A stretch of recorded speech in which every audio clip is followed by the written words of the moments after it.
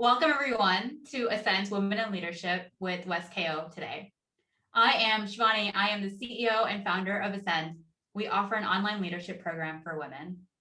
What inspired me to start Ascend was I used to be in your shoes. I owned and led different product and business initiatives at large companies like PayPal and high growth startups. But as I was moving up into leadership, I learned how to get buy-in, motivate my teams, advocate for myself, all by making a ton of mistakes. Some guidance, but primarily a lot of mistakes. So I set out to create the leadership program that I wish I had access to when I was moving up into management. And the program really focuses on helping women gain confidence, move up in their careers, because our mission is to elevate more women into leadership. I really believe that is a big way that we create the change that we need to see in today's world. And we're doing it. We've had women from companies including Google, Slack, Peloton, DoorDash gain confidence, be able to get buy-in even from difficult stakeholders and move up in their careers, including getting promoted. So much of the program is curated by senior leaders who have been in your shoes and have faced the same challenges that you are now. I really believe that we need to have more open and honest conversations around what it takes to be successful at work. And that's why we do these Fireside and Women in Leadership series. I am super excited to be here today with Wes. She is the co-founder of Maven and was previously the co-founder of altMBA. She's a good friend of mine. And one thing that we have in common, or one of my favorite things that we have in common, is we both like to nerd out about leadership. And so we've been talking about having this conversation for a long time. We're like, let's just do it. I think it's gonna be great. It's gonna get real. We're gonna have some fun with it.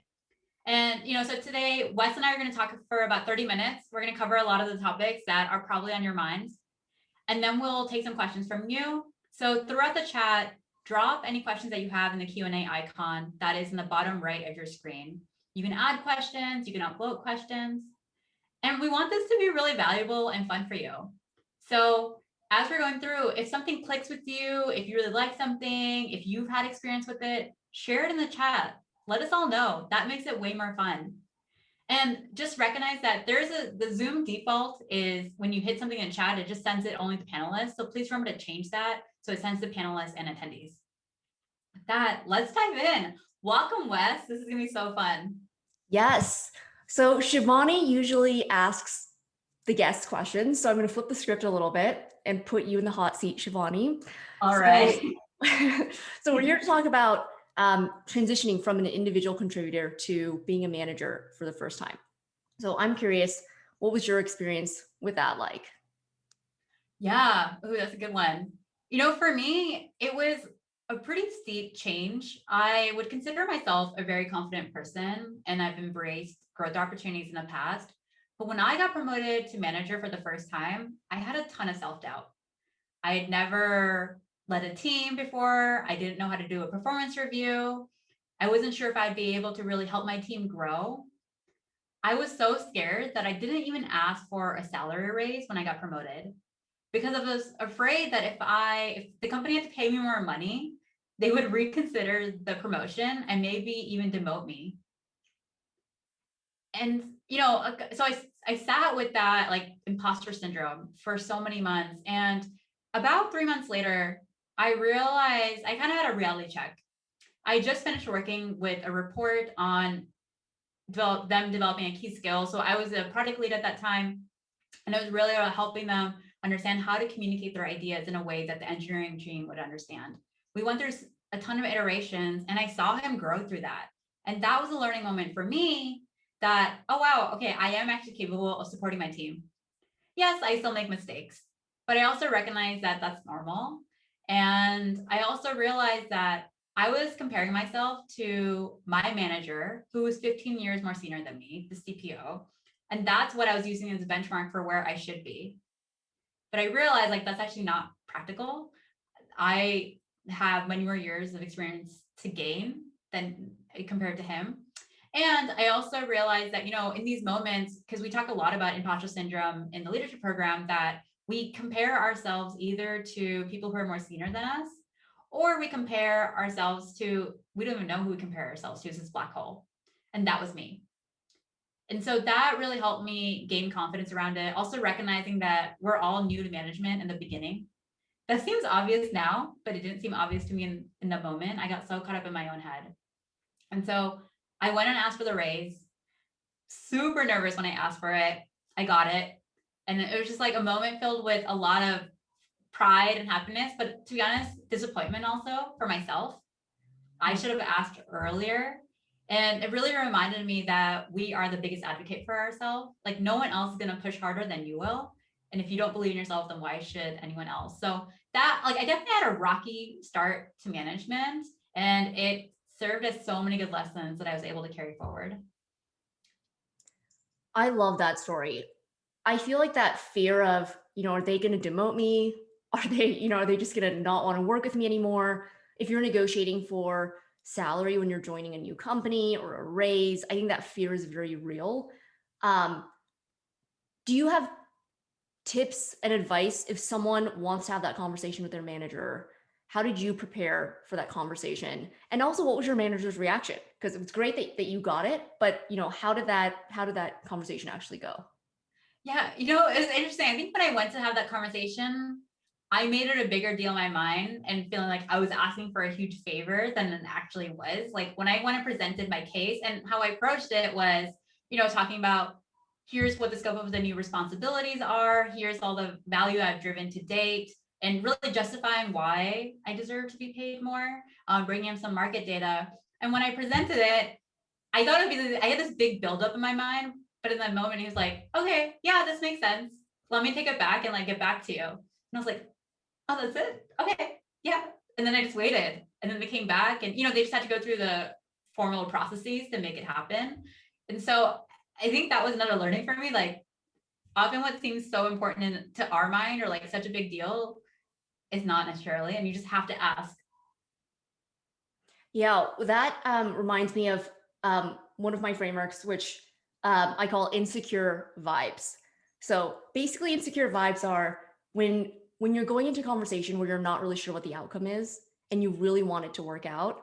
Sometimes we can come in with this emotional energy that's just fraught with like doubt and nervousness, and like you bring all that into conversation. And even though your request is actually super normal and like reasonable, it's that those insecure vibes end up making the other person wonder if there was something weird. So it kind of turns a molehill into a mountain. Yeah. So one thing I always remind myself of if I'm feeling unsure about something is to make sure that, if I'm feeling unsure, that's okay. That's on the inside. But on the outside, how do I come in with a grounded vibe so that I can set the emotional tone of that conversation, and that I don't accidentally let insecure vibes ruin something that otherwise, if you just said it and you were cool about it, the other person's like, yeah, sure, no worries, like let's do it. So I love that you that you realize that that request wasn't going out on an arm's, going out on a limb, Yeah. and the other person received it really well. For sure. I love that framing, insecure vibes. It's such a good capture of exactly how I felt that in that moment. So I'm curious, what was your transition to leadership like? What did you learn from it? How did it go? Yeah, I feel like when I first became a people manager, it was like going from seeing black and white to seeing color, or like not having a sense of smell and like, having a new sense where it's basically like, oh, all this was around me the entire time, but I just didn't realize it. And it made me empathize so much with my previous managers throughout the years, and just think through our dynamic, our relationship, and just see it differently. I've heard people say that when they become parents, it makes them appreciate their relationship with their parent and see it in a different light. I'm not a parent yet, but I've heard that. I've heard people say that, and I feel like it's a little bit similar here. So I think one of the big takeaways was just realizing how much other stuff was swirling around on my manager's mind that I wasn't aware of. Because when I became a manager, it was all of a sudden, it was like a whole bunch of other stuff that I had to consider and think about, and other conversations that my direct reports weren't aware that I was having, before a task landed on their desk. So I think empathizing with your manager makes you a better leader and a better direct report to? Yeah, for sure. I started out in my career in investment banking. And as the analyst, you're at the bottom of the totem pole. And there's like, and banking is like very hierarchical. And I would like, when I get the task, I'd be like, this is such a big deal. You know, I'm owning such a core part of it. And I would like quickly get reminded that that's actually this deck outline went through like 10 different layers before it got to me. And I'm just like the person executing on it. So I totally hear you. When you become in management, just like realizing how much of that, like in the kitchen, like work goes on that you're not really, you don't get like access to until you actually get to that stage. Yeah. I think one of the, you know, I think what you're just saying right now reminded me of something else that was a new learning for me when I moved into management is around vulnerability. So when vulnerability is something I've always struggled with. I viewed it as a weakness. And it's only in the past couple of years that I've recognized that it's a strength, much thanks to Brene Brown for helping to really reframe that. And I remember when I was a new manager, my team and I were responsible for revamping a core product at our company. And so it was a lot of high visibility. Our product updates were in our company's OKRs. I was giving regular updates to our executive team, to the company's board. So lots of pressure, lots of people looking in. And I remember my team was concerned that our OKRs were too ambitious. And every time they would ask me, do I think it's too ambitious or express their concerns, I would just be like, no, don't worry about it. It'll be fine. We'll achieve it. Even though secretly I was also nervous about it. I thought I had to be strong for my team. I thought that was actually what's going to help support them. And I realized with some feedback and also just kind of noticing how my team's relationship was changing, I realized that it's actually creating strain by me being like, always being like, no, don't worry about it. This will be fine. And through some coaching, when I started opening up more, I remember this one conversation when they asked me, like, do you think we can hit these OKRs? I admitted to them, yeah, they are really ambitious. I do feel pretty nervous about it, but here's how I think we can move forward with it and still achieve these goals. That, and I can point to that day, was such a transformative moment in my relationship with my team. It built trust. It showed that I have, like, it's okay to be stressed. It made me more human. They could see that as actually being honest. And what's more interesting is not only did it make me a better leader in that moment, but it actually made me feel less stressed. It made me happier because I didn't have to put on this mask. I could just be authentic and actually express what I was like feeling. And then my team just went through that experience together. And so I don't think that, when I look back on it and I think about all my favorite leaders, they are the vulnerable ones. But when I was making that transition, I felt like I had to be really buttoned up and really pretend that I knew everything. Mm-hmm. I feel like vulnerability is not a black and white thing where it's either you're not vulnerable or you are. I think it's a spectrum. So yes. If someone wants to move closer to the spectrum on the side of being more vulnerable, what are some ways that we can convince ourselves to want to do that? I guess is my question. Because I think I'm similar to you in that my natural state is like, I want to carry that burden or stress so that my team doesn't have to, but that's not necessarily productive.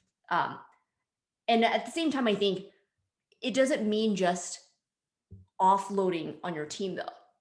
Like there's ways to be vulnerable that are productive and accurate about your sentiment about your confidence level, right, about a situation. So how do you kind of decide what to share and what not to share? I think that's one question. And then the other is, if someone is like, hey, like I'm on board, I want to become more vulnerable, but I have these, hesitations, what are some things that can help convince that person to try something small and maybe experiment with it a little bit and see how it works? Yeah, for sure. I get this question a lot in the program because you don't want to be seen as weak. I think especially as women, we can have that bias where it's, whether it's crying at work or it's like expressing like really vulnerable and then people perceive you as weak. That doesn't happen all the time, but, on average, it showed that it can happen. And so I would say, when you're debating whether or not to be vulnerable, is think about what's your intention behind it. So is it, as long as it's coming from genuine intentions, and also thinking about when you are vulnerable with your team, also create a plan of action. So just being there, like, I'm stressed and I don't know what we're going to do about it and just leave it at that is not helpful. If you're like, I'm stressed, I don't know what we're going to do about it, but here's the 3 questions that we need to go answer, and providing some kind of clarity around it, I think creates that, creates like a container for that vulnerability and like creates action. It's okay to say you don't know.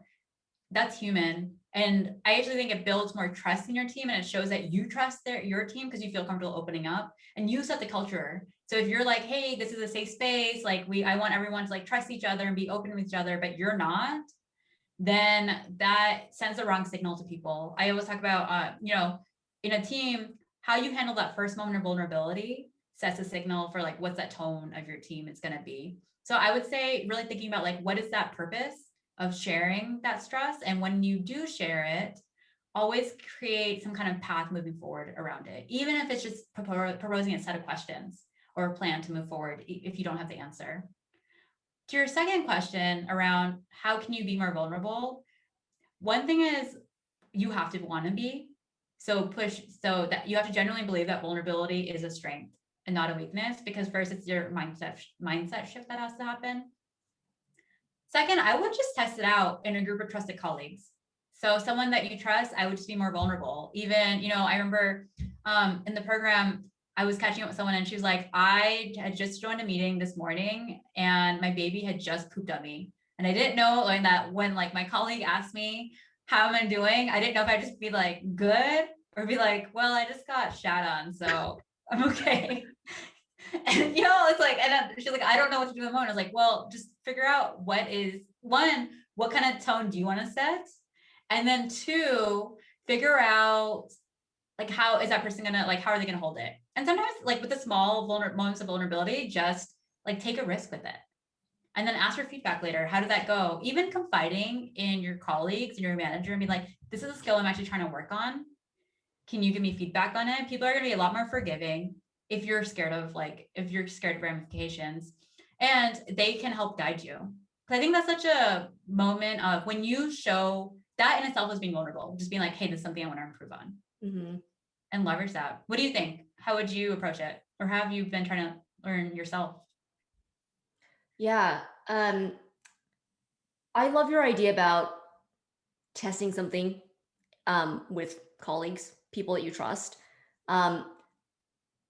I think sometimes what you think is a big deal, other people interpret differently. And so having a group of people that you can ask where you get, instead of spinning around in your own head and just like debating internally, which I do a lot, it's just like debating with myself, just putting it out there and having other people chime in to help give you that gut check. I love that.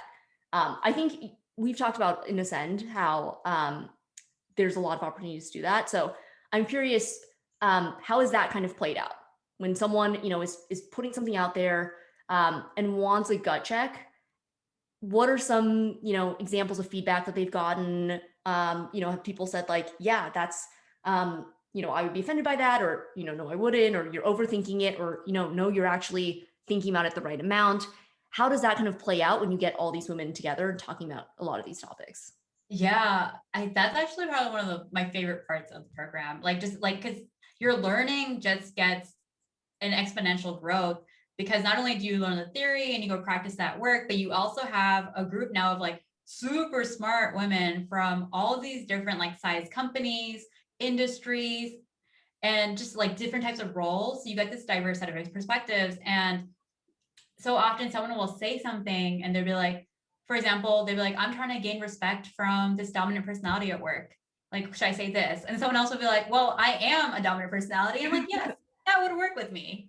And that is such an amazing moment, because you don't get that anywhere else. It becomes a safe space for people to be able to just like test out ideas and get feedback from fellow members in the program who could essentially be their colleagues at work.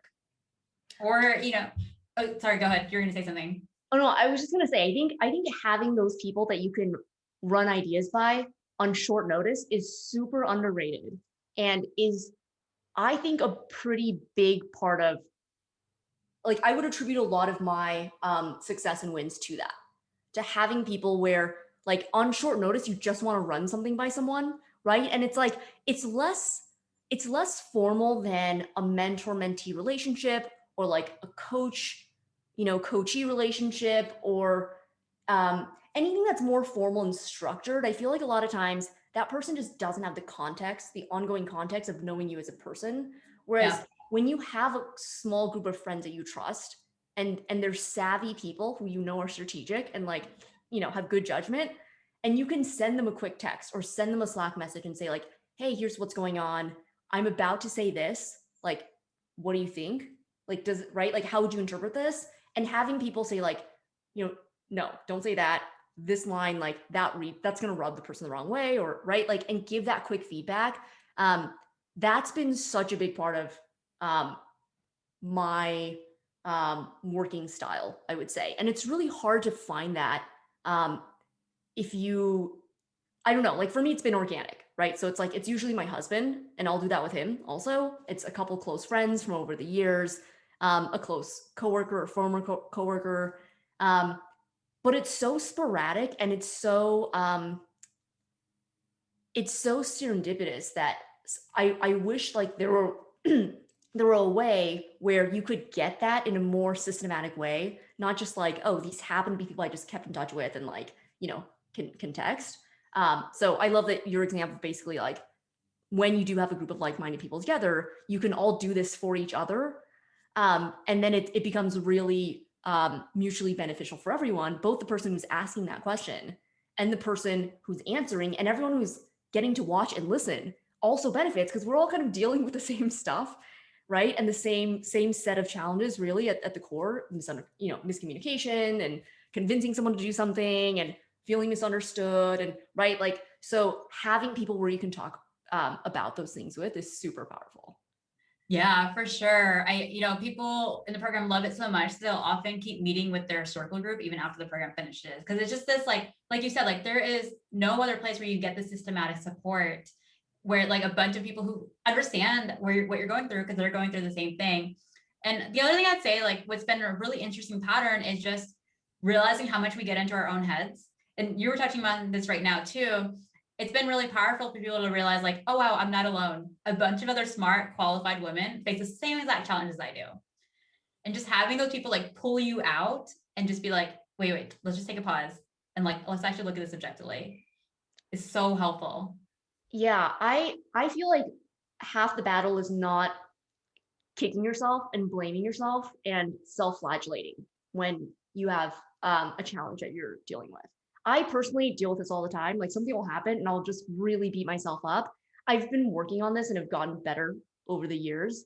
But even knowing that something is normal, that other people deal with this too, that this is a normal part of the process, this is a normal part of work, even knowing that something is normal helps take some of that guilt and shame and like, I suck, this sucks, right? Like it just removes some of that so that you can focus on solving the problem.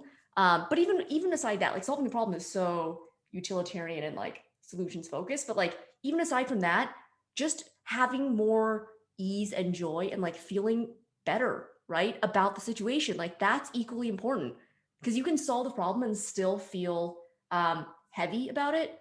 But I think being able to talk to other people and realize that, hey, this is a problem that everyone is dealing with to some degree, is like, okay, so I'm not the odd person out who's like worse than average or whatever, right? Like, at least I'm average, and that's great. Yeah. Like that just removes so much of that shame and guilt. Yes. And I agree. It's not just about like solving the problem. It's about that happiness, the peace of mind that you get when you're just like, oh, okay, like I'm on track. Mm-hmm. So I'm curious, like, we've been talking about getting to our own heads. I'm curious, like, as you were moving into leadership, what did you think leadership was versus what was it actually? Because I think that's a great example of like when we have this like vision in our own head, and then we actually go through and we're like, oh, okay, this is how it actually works. Yeah, I feel like there's a good meme here with like what you thought it was and what it actually was. Yeah. So I thought leadership and being a people manager was finally getting to tell people what to do, right? Like you talked earlier about being at the bottom of the totem pole in your first role. So, as an individual contributor, you're like, all right, I'm working my way up, I'm advancing, I'm finally people manager. And I thought that this was finally the chance where I wouldn't have to get buy-in and convince people of things, because now I had power, and that meant I could tell people what to do and command them to do it. And the reality was literally completely the opposite. I think that being a manager and advancing throughout leadership is more getting buy-in than anything else. Like, if there were one skill that it would benefit you to have, it would be to get buy-in, because that never stops.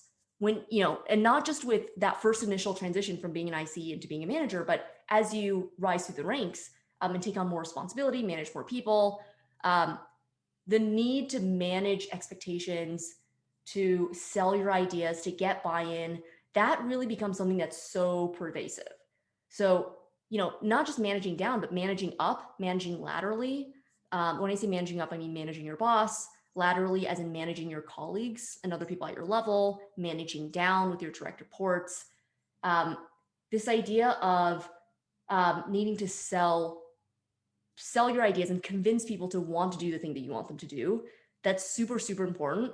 And my approach now is selling ideas to my direct reports too. Like, some people think that that's, more extreme. But if I'm assigning something to a direct report, I'm not just going to toss something over on their desk and say, do this. I'm going to explain why it's important, why this aligns with what they said they wanted to learn, why this matches and aligns with our company goals. So, for example, a couple of years ago, I had a direct report who wanted to learn more about data analysis. And we needed to clean our CRM to remove duplicate entries and just clean the data from, a bunch of sources kind of coming together in one CRM. It just got really messy. And normally, like, this is a pretty slog activity. It's like, okay, like, looking for duplicates, like, it's not the most inspiring thing. But instead of just saying, like, here, do this, I explained that he had mentioned wanting to learn more about data analysis, and having clean data to work with is a really important part of that. Like, if you're analyzing crappy data with, weird inputs, like, that's not helpful for any of your analysis. So framing that task with why it benefited him and why it fit into what he wanted to learn, I think going that extra step makes a huge difference, and helps your direct reports see why the task that they're working on is important. And also just realize that you're looking out for them and thinking about their career and their goals, and that builds a lot of trust. Yeah, I couldn't agree more how important getting buy-in is at all levels. You're right. Like, I think a lot of people think you can just tell your team what to do, and that works in the short term, but not in long term. Like, people aren't going to be excited about the work. And, one strategy that I personally really love is just doing one-on-ones with people all the time. And so, if you need to get like buy-in from a larger group of stakeholders, I remember one time I was working on a monetization project, and I had to get like senior executives signed off on the pricing plan that we're trying to implement. And it was 5 people. And instead of just we had our group meeting scheduled. Before that, I did prep meetings with like each one and every one of those people, and where I was able to address their concerns, like talk through it. So when we got to the final meeting, we knew the outcome because everybody was already bought in. And it might seem like a waste of time, but actually I think that's like the best use of time, because you'd rather just have a successful outcome in that meeting than other people. And it's hard to address one person's concerns in a group of 5 people, because then other people chime in, they're like, yeah, me too. And what about this? And what about this? And you're like, okay. And so, that, I think for me, that influence piece has been where my biggest blowups at work have happened, where it's just like walking into a meeting, being fully confident that my recommendation is obvious why it's the best one, and then sharing it, and people are just like, I don't get it. Why are we talking about this? And like, and just having that like hurt my relationships, making it slower on projects, create issues. And that was a big reason why I started Ascend, because I just realized that like so many people have learned how to lead and influence through trial and error. And I was like, I don't think people should have to do that. Like, there's faster playbooks on it, and really developing these, like, what are the 6 requirements you need to do to get buy-in? And now, even year after people have gone through the program, still using those worksheets and templates to help them get buy-in at work.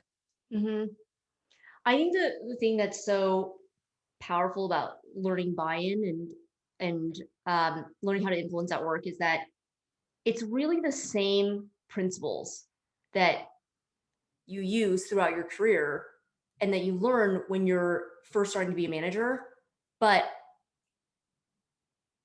as each year goes on and as you develop this craft of management, of influence, of persuasion, you're really able to use these same principles with more precision and more nuance and get more of the result that you want, right? So it's like, so there's common concepts about buy-in, but it's not one of those things where you learn it once and you're like, oh, I know it now, I guess I'm done, right? It's kind of like writing, where there's like no limit to how good of a writer you can be. And the benefits are also limitless. The more you can persuade people, the more clearly you can articulate your ideas, you reap all of those rewards. And I feel like buy-in is really similar, where it's similar concepts. It's the basic principles of thinking about what the other person's fears are, or their incentives, what they want, right? And then how can you help them get that? And how can you de-risk some of those fears? And so it kind of sounds basic on paper. I can see how someone sees that and is like, oh, well, I already know how to do that. But it's like, but do you, right? Like, even people who are masters at their craft are still practicing and learning. So this idea of practice and that hands-on doing versus just like reading about it and learning, I think that is what helps you actually improve and get better and better at getting the result that you want faster, with less slog, with more ease. Tell us a little bit more about the practice element, because I think that's a really important part of getting people together and actually doing. So what are chances to practice when you do get all the women together in Ascend? Yeah, I mean, a lot of it's through role plays. All the exercises are designed that you go apply it to your work. So figuring out, you have to go get difficult feedback. Here's 5 steps around feedback. Now actually go apply it. Now around co-creating. Okay, here's the 4 things you need to go do. Now actually go co-create to get people invested in your ideas. And so it's a lot of like everything's just focused on like actionable learnings, real life playbooks around it. And I actually see a question in the chat, which is a perfect, like really relate to what we're talking right now around working with cross-functional partners. In my experience, I found that to be one of the more stressful situations, because they have their own goals. You have to only influence without authority. And so really, how do you co-create? How do you get them invested in your ideas? And the question is here, what did you learn from navigating differences in these different work styles and conflicts around it? And so I would say, when you're working with cross-functional partners, is what you were touching on right now, is really thinking about like, who is your audience?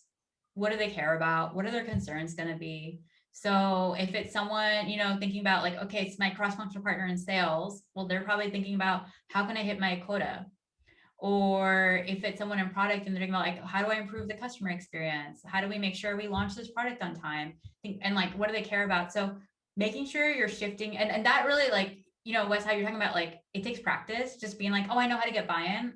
No, you have to, as you get really good at it, you really think about each specific stakeholder and how does your message need to be carved in order to tailor to that person. And so in a sense, it's a lot about like, how specifically do you carve it for each stakeholder, and like, what are like the templates you can use to help do that? Yeah, I think a lot of the requests that we have for cross-functional team members are rooted in why we want them to do something. So why, you need them to give this back to you so that you can, continue on with the rest of the project, or you need them to say yes to this, or you need them to lend some resources from their team to help with your project. And it's very me focused. And that's normal. The default is like, well, I need this person to do something, right? So your point of view is from yourself. And I think it's so important to swing the pendulum the other way, to make it 90% about the other person. So why would their life be better if they did this thing? Why does this project happening make their team win, or help them get closer to their goals, or make them look good to your mutual boss, right? Like, really framing things 90% in terms of what the other person would gain from doing something. I think that's been a really good reminder for myself. Like whenever I do anything, I think about, okay, why would this person want to do something? And so often we get so caught up in our reasons and our rationale for why we want them to do it that we don't really think about, why would that person even say yes in the first place, right? We haven't even given them a reason to say yes. When, if you imagine being in their shoes, it's like someone comes to me and it's like, Wes, I need this, this, and this from you by this deadline. And what that translates to is, here's a load of stuff that I'm not going to put on your plate with very little upside for you. Please get it done by X date. And you're just like, okay, like why would I want to prioritize this, right? So I think empathizing with that other person, thinking, how is this going to be received? How can I make this juicy and awesome for them so that they see why, this is a mutual win for us. And, if you need them to lend some resources, that when this is done in 3 months, that this is actually going to cut the time that their team members need to spend on a daily basis doing, X, Y, Z. So it's a little bit more work up front, but we're going to see a payback, really quickly, or, in a couple months or whatever. So really selling the idea of what good things will happen if they were to do this. And also acknowledging that, some people are driven by the possibility of gain, and some people are driven by by wanting to avoid downside. So also sharing like, hey, if we don't do this, this could be bad for XYZ reasons. Like things might seem fine now, but looking ahead, things are going to get worse, which is why we're getting in front of this and doing this now. So really sharing that rationale, framing it in with the other person's point of view in mind, is much more likely for them to say yes to you. Yeah, I love that. This reminds me of one of our members in the program, and really just to share this example, because I think it really exemplifies everything that you're just capturing right now. Because also I agree with you. It's not about you, it's about them. And it's so easy to fall into that like mind frame of like, oh, how do I win? But no. It's about how the company wins. It's about how your manager wins, how your team looks good, how that partner wins. And so I remember soon after she completed the leadership program, she's in business development at LinkedIn. And she relies heavily on the engineering team to implement these partnerships. And so her and the engineering team had like created a roadmap for the quarter. Great. Halfway through the quarter, a new partnership opportunity pops up. This is like a really great opportunity for the company. So Magda goes back and to the engineering managers like, hey, can we bump this up? Can we create and like his reaction is like, we already have a roadmap. And I can see this playing out in so many different scenarios, whether you're going to sales or marketing or finance or operations, like this happens all the time. Like we have a plan. Why are you trying to change it? And so that's where you got to co-create and think about, okay, what does that cross-functional partner care about? What is in it for them? So really for her, it was helping him to realize how his team succeeds, how the company will do better with this partnership. And then it's not only just aligning like, yes, like let's do the partnership, but also aligning on like, what does the solution look like? So the fact that like she used the tools from the program to help co-create and really align the team on like, how are we going to go about the work? This way, when problems started happening later on, which is normal, like problems happen on projects. When problems started happening, the team was already aligned on like the scope they created. And so it wasn't about like anything against her. It was just like, okay, this is the problem. Let's figure out how to fix it. And if everybody was in it together. And so I think it's so important to think about all these different factors when you're working with cross-functional partners and making sure like they truly feel bought in. It's not just like your idea. They're like, this is all of our ideas. This is the right thing to do. So I think we've got so many good nuggets from here. I want to ask all of you as, Wes, one last question for you. And then before we close out, what is one piece of career advice that you would give to us? My one piece of career advice would be to turn bugs into features. So what I mean by that is that there are certain things that you might want to gloss over about your product, about yourself, that you feel like are deficiencies or disadvantages, but really to turn that around and flip the script and think about, what if this were exactly the thing that someone were looking for? What if what I thought was a downside was actually an upside? So I'll give an example. If your product, let's say, is really simple, you might think it's too basic, but there might be people who are looking for something that's really simple. And if your product is really complex or heavy, there might be people who are looking for something that is more heavy duty, right, and comprehensive. And I feel like this really applies to people as leaders. I normally talk about it from a product perspective, but as people, I think a lot of high performers will lament that they're not more, this or not more that. So if you're an introvert, you're like, oh, I wish I were more extroverted. I wish I could just ship faster and not overthink things, right? I wish I didn't overanalyze so much. And then if there was if you're an extrovert, you're thinking, oh, I wish I, were more thoughtful about certain things or were more systematic, right? And it's like whatever you are, you kind of wish that you were more of something else. I personally spend a lot of time thinking about that. And the frame of turning a bug into a feature has been really useful for me to think about how that trait that you're complaining about has gotten you to where you are and has really served you well. And that trait might be exactly why you stand out in a field of other people who are very similar. So, if you're in sales and you're like, oh, I wish I weren't such an introvert. I wish I were more of an extrovert, because most salespeople are extroverts. You being an introvert could be exactly why you're the right fit to work with certain clients, and that you bring a different perspective, right? And bring a different energy level that resonates with a different kind of customer.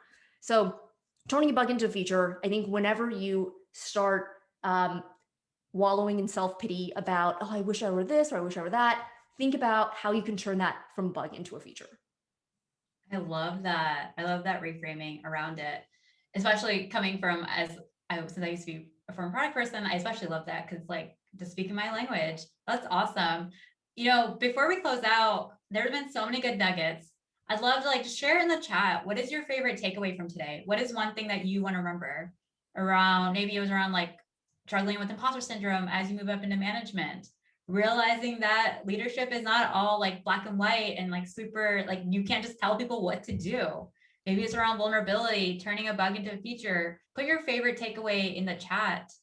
Maybe it's around, around the importance of influencing at work, working with cross-functional partners, turning a bug into a feature. Nice. Yeah, me too.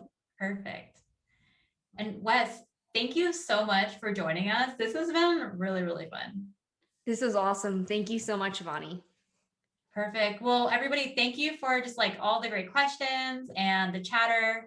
This was a really fun event. And, if you found today's conversation valuable and you want to spend some more time thinking deeply around these topics and building the skills to help you have your ideas taken seriously, to empower your teams and gain confidence, then I'd love to work with you in Ascend's leadership program. Our upcoming program starts at the end of June. I'm really excited about how the cohort is shaping up. It's women from companies like Google, Amazon, Slack, Salesforce, Tinder, so many more companies. And so it's going to be really great, super fun. It's a group of high caliber, but low ego women. And so if you want to join us, Lola's going to drop the link in the chat for you to apply. There are limited spots available. When you apply, it just takes 10 minutes. Just mention in there that you attended the fireside chat so we can, and then when we see that, we'll expedite your application. Thank you so much for joining. We'll share out the recording. Take care and stay well, everyone. And thanks again, Wes.